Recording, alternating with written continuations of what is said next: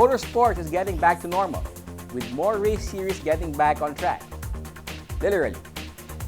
This includes all across. Race weekend takes us to round 5 of the 2020-2022 Philippine Autocross Championship Series.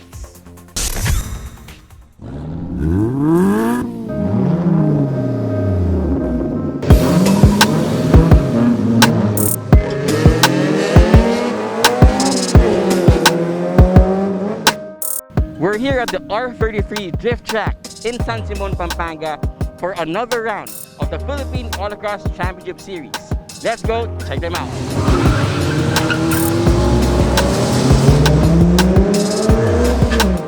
For just the second time this year, autocross enthusiasts returned to the R33 Drift Track in San Simon, Pampanga for another round of the Philippine Autocross Championship Series.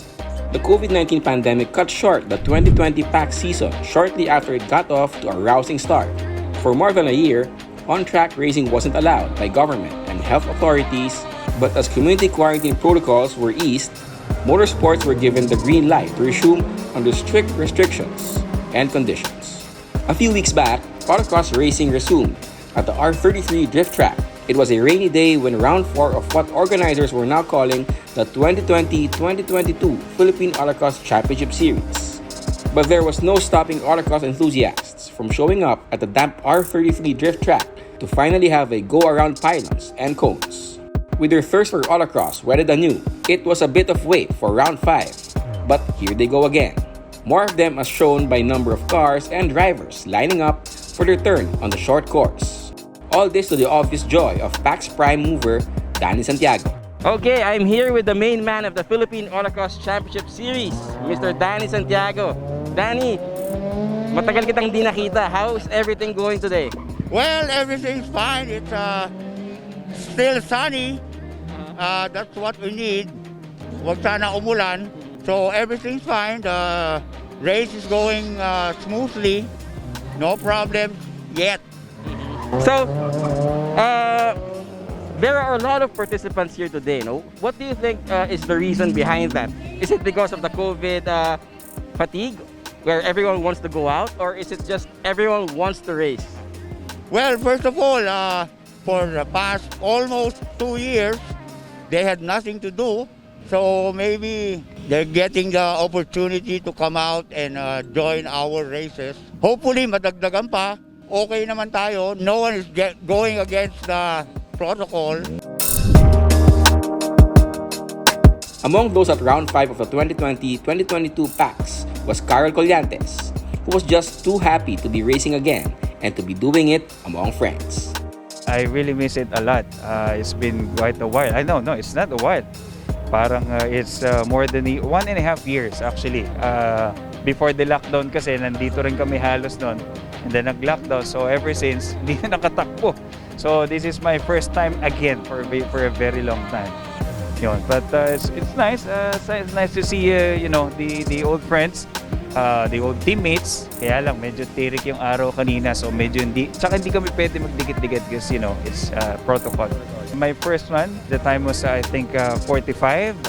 Medyo mataas. I don't know, sabi nila decent, pero for me it's mataas. Kaya lang you can feel the cramps of the shoulders and everything. Also, medyo may konting gulat before approaching the braking lines. Medyo may konting gulat na, medyo late ba? Napaaga, yun. So, but it was my first, my first 2 runs. So, I hope maybe in a while, lumamig ng konti, medyo gumanda ang oras natin. Rusty or not, Carol did well enough to land among the top 5 fastest drivers in the open class. One other driver at the R33 Drift Track is a familiar face to motorsports fans, a former champion of many race disciplines, MP Turbo's Mike Potenciano. Mike is just glad that racing is back on track after the motorsports community had to suffer lockdowns and stay-at-home orders. Definitely, partner. This is a good thing that we need for our mental state. Anyway, sa racetrack, they designed it really tight.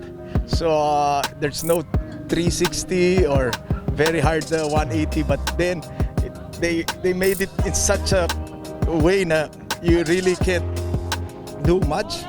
So you just have to drive well, and it's all about the chicanes and doing a rhythm that's good.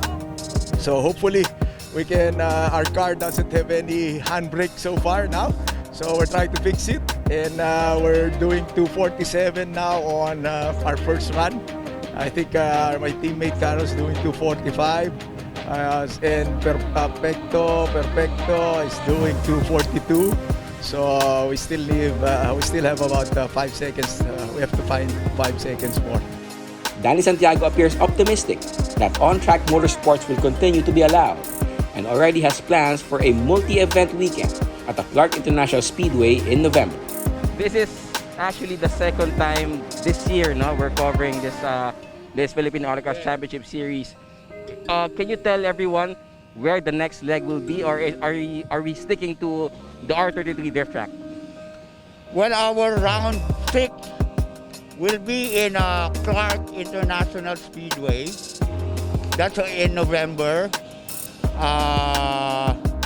Along with the car show and the drag racing. But there's 3 events on that weekend, on one weekend.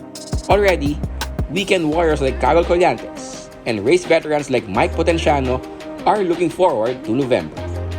So I hope kung ganito rin naman, as you can see, medyo disiplinado rin talaga, wala nagdidikit. So I guess we can join that also para we can complete the points kasi so far medyo maganda yung points natin nakaraan, carry over yun eh. So sayang naman, kaya itutuloy natin. Yes, I think we'll finish this, and since we have points in the overall and in the open class, we'll try to do it all the way. And that's it for our coverage of the Philippine Autocross Championship Series. Be sure to check us out next week for more race weekend action.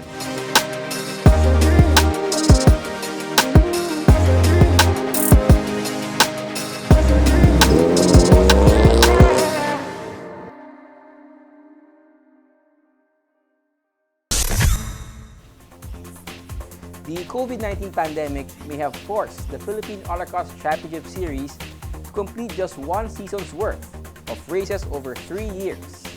But COVID-19 certainly hasn't taken away the enthusiasm for the sport. In fact, it seems to have enhanced even more.